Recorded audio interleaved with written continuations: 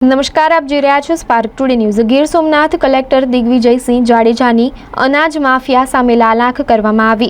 સૂત્રાપાડાના લોઢવા ગામે કલેક્ટરની સૂચના બાદ રેડ પાડવામાં આવી। ફરિયાદ હતી કે લોઢવાના મહેશ અરજણ ભોળા નામના શખ્સના ગોડાઉન પરથી અનાજ સગે વગે થઈ રહ્યું હોવાની ફરિયાદ કલેક્ટરને મળી હતી। મહેશ અરજણ ભોળાના ગોડાઉન પર પુરવઠા વિભાગે રેડ કરતા ઘઉં, ચોખા, બાજરી સહિતનો શંકાસ્પદ જથ્થો સીઝ કરાયો। 3 રિક્ષા અનાજ અને રિક્ષા સહિત 1,87,861ની કિંમતનો મુદ્દામાલ સીઝ કરી કાયદેસરની કાર્યવાહી હાથ ધરી છે।